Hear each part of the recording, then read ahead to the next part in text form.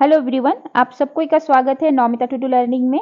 तो अभी हम लोग देखेंगे 5 मोस्ट इंपॉर्टेंट करंट अफेयर्स जो बेस्ड होगा द हिंदू और इंडियन एक्सप्रेस न्यूज़पेपर पर। पहला है हमारा टेम्पल आर्किटेक्चर। टेम्पल आर्किटेक्चर जो है ये इम्पॉर्टेंट इसलिए है क्योंकि अभी कुछ दिन पहले हम लोग जानते हैं भारत में राम टेम्पल का उद्घाटन हुआ। तो राम टेम्पल का उद्घाटन हुआ इसीलिए टेम्पल आर्किटेक्चर जो है हमारे लिए इम्पॉर्टेंट है। तो भारत में जो है दो तरह के मुख्य टेम्पल आर्किटेक्चर होते हैं, एक तो नागरा स्टाइल और दूसरा द्रविड़ स्टाइल। नागर स्टाइल जो टेम्पल आर्किटेक्चर होते हैं ये उत्तर भारत का टेम्पल स्टाइल है। नागर स्टाइल का जो टेम्पल आर्किटेक्चर है ये उत्तर भारत का टेम्पल स्टाइल है, और द्रविड़ स्टाइल का टेम्पल आर्किटेक्चर जो है ये दक्षिण भारत का टेम्पल स्टाइल है। लेकिन और भी तरह के टेम्पल स्टाइल भारत में पाए जाते हैं, वैसारा स्टाइल, न्याका स्टाइल, होयसाला स्टाइल और विजयनगरा स्टाइल। तो ये बाकी टेम्पल स्टाइल जो है किसी तरह या तो नागरा स्टाइल जैसा बना हुआ होता है या तो फिर द्रविड़ स्टाइल की तरह बना हुआ होता है। लेकिन वैसारा स्टाइल जो होता है, टेम्पल आर्किटेक्चर जो होता है, ये नागरा स्टाइल और द्रविड़ स्टाइल का मिक्स रूप जो होता है ये वैसारा टेम्पल स्टाइल होता है। इसको हम लोग एग्जाम्पल के तौर पे देख सकते हैं। नागर स्टाइल जो होता है ये इस तरह का टेम्पल आर्किटेक्चर होते हैं, और द्रविड़ स्टाइल जो होता है ये इस तरह का होता है जो साउथ इंडिया का टेम्पल आर्किटेक्चर है। आगे हम लोग देखेंगे important international sea route and rail route. Important sea route और ये रेल रूट इसलिए इंपॉर्टेंट है, हमारा देश जो है डेवलपमेंट के लिए इंटरनेशनल ट्रेड को बहुत बढ़ावा देते हैं और इम्पोर्टेंस देते हैं। तो कभी कभी क्या होता है कि इंटरनेशनल जो ट्रेड होता है, किसी तरह से वॉर होता है या कॉन्फ्लिक्ट होता है, डिस्टरबेंस होता है, तो जो हमारा ट्रेड होता है सी रूट के थ्रू होता है, जहाज से होता है, तो वॉर और कॉन्फ्लिक्ट के तहत डिस्टर्ब हो जाता है या किसी रीजन से जो हमारा जो सी रूट है उसका रास्ता बंद हो जाता है। तो हमारा जो इंटरनेशनल ट्रेड है वो किसी तरह से बाधा ना आए, ट्रेड जो है वो चलते रहे, इसीलिए हमारा देश एक ऑल्टरनेटिव ढूंढ के निकाले हैं जो कि India middle east Europe economic corridor, जहां से हम लोग सिर्फ सी रूट पे भरोसा ना हो करके एक रेल रूट भी हमारे पास ऑल्टरनेटिव हो। जनरली हमारा जो ट्रेड हुआ करता था यहाँ पर से जो मेडिटेरियन सी और रेड सी को जो कनेक्ट करता है स्वेज कैनल के तहत जो है ट्रेड होता है, जो हमारा वेस्टर्न कंट्रीज, यूरोपियन कंट्रीज या मिडिल ईस्ट के साथ जो हमारा ट्रेड चलता है ये सी रूट के तहत होता है। और ये जो सी रूट होता है कभी कभी डिस्टर्ब हो जाता है, जिससे हमारा ट्रेड भी डिस्टर्ब हो जाता है। तो इसी चीज का जो सॉल्यूशन निकालने के लिए जो है हमारा देश एक ऑल्टरनेटिव ढूंढ के निकाले हैं, जहां पे सी रूट के साथ साथ एक रेल रूट यानी रेल के थ्रू भी इंटरनेशनल ट्रेड हमारा हो सके। तो इसीलिए यहाँ पे जो प्लेस है, इंटरनेशनल प्लेस है, इस चीज का जो है हमारे लिए इंपॉर्टेंट है। जैसे कि ये जो है प्रोनाउंसिएशन में थोड़ा दिक्कत है, जो कि ग्रीस में है।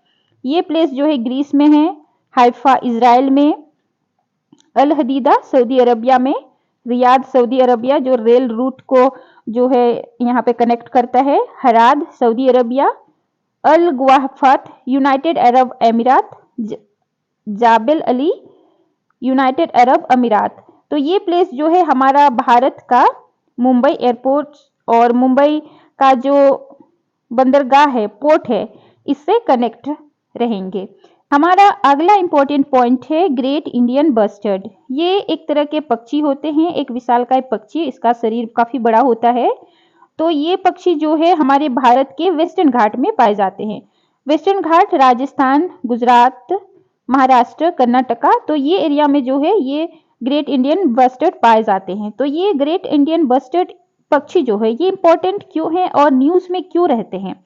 इसलिए रहते हैं क्योंकि ये अभी विलुप्त होने के कगार पर है, यानी IUCN के द्वारा क्रिटिकली एंडेंजर्ड में रखा गया है। International union for conservation of nature जो है जीव जंतु को जो कैसा कंडीशन उसका होता है, वो कितने मात्रा में अभी हमारे पृथ्वी में पाए जाते हैं, कहाँ कहाँ पाए जाते हैं, इस चीज को स्टडी करते हुए उनका एक लिस्ट बनाते हैं। तो ये जो बस ग्रेट इंडियन बस्टर्ड है ये क्रिटिकली एंडेंजर्ड में इसको इसलिए रखा गया है क्योंकि ये मतलब इसका जो है सुरक्षा नहीं प्रदान किया गया, तो ये कुछ दिन में विलुप्त हो सकते हैं। तो इसीलिए जो है वाइल्ड लाइफ प्रोटेक्शन एक्ट 1972 के तहत जो है इसको शेड्यूल 1 में रखा गया है। और sites conservation for international of trade for endangered species, यानी ये जो साइट्स है ये भी इस पक्षी को अपेंडिक्स 1 में रखा गया है। इसके तहत जो है इलीगल ट्रेड या इलीगल हंटिंग जो है इस चीज में रोक लगाते हैं। तो ये पक्षी जो है हमारे लिए इंपॉर्टेंट है। असम जो है अभी हाल फिलहाल में न्यूज में था, इसलिए क्योंकि असम का जो कल्चरल के तहत बेम्बू स्टिक में यानी बांस का लकड़ी में एक लंबे समय तक खड़े होने का वर्ल्ड रिकॉर्ड बनाया गया। वर्ल्ड रिकॉर्ड यानी गिनीज वर्ल्ड रिकॉर्ड बुक में इसका नाम दर्ज किया गया। तो असम में ये जो वर्ल्ड रिकॉर्ड बनाने के साथ साथ जो है असम के लिए और भी इंपॉर्टेंट चीज होता है ये मजुली आइलैंड। मजुली आइलैंड जो है हर कुछ दिन में न्यूज में इसलिए रहता है क्योंकि ये जो मजुली आइलैंड है ये एक रिवर आइलैंड है। हमारे पूरे भारत में कहीं भी ऐसा आइलैंड नहीं है, द्वीप नहीं है जो रिवर में बना हुआ है, और ये मजुली आइलैंड जो है ये एक रिवर में यानी ब्रह्मपुत्र नदी में बना हुआ है। आइलैंड जनरली होता है समुद्र के बीच में जो चारों तरफ से पानी होता है। तो समुद्र में आइलैंड पाए जाते हैं लेकिन यहाँ पे नदी में ये आइलैंड बना हुआ है। इसके साथ साथ असम का जो है नेशनल पार्क भी बहुत इंपॉर्टेंट होता है। तो ये रायमोना नेशनल पार्क, मानस नेशनल पार्क, ओरांग, नामेरी, काजीरंगा, ये काजीरंगा नेशनल पार्क जो है यहाँ पे 1 हॉर्न राइनोसोरस पाए जाते हैं, एक सींग का गेंडा पाए जाते हैं। Dihing Patkai national park, Dibru Saikhowa national park, ये 7 नेशनल पार्क जो है सारे नेशनल पार्क असम में हैं। साथ साथ दोस्तों ये 6 और 7 नंबर पे जो नेशनल पार्क का दर्जा दिया गया रायमोना नेशनल पार्क जो यहाँ पर है, और दिहांग पटकई नेशनल पार्क जो है यहाँ पर है। तो ये नए मतलब हाल फिलहाल में 2021 में इसको नेशनल पार्क का दर्जा दिया गया है। 23 जनवरी को सुभाष चंद्र बोस जी का जन्मदिन था, जिस दिन को हम लोग पराक्रम दिवस के रूप में मनाते हैं।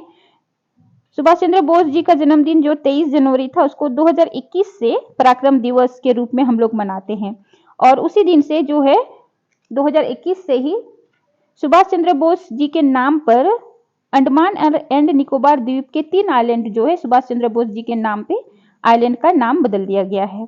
तो पहला जो है ये रोस आइलैंड को नाम बदल करके नेताजी सुभाष चंद्र बोस द्वीप उसको हम लोग जानते हैं आजकल। दूसरा है नील आइलैंड, इसको शहीद द्वीप के नाम से जानते हैं। और तीसरा है हैवॉक आइलैंड जो स्वराज द्वीप के नाम से जानते हैं। तो ये जो 3 आइलैंड है इसका नाम बदल करके सुभाष चंद्र बोस जी के नाम पे इसका नाम जो है रखा गया है, जो अंडमान और निकोबार द्वीप का जो यहाँ पे मैप में देख सकते हैं।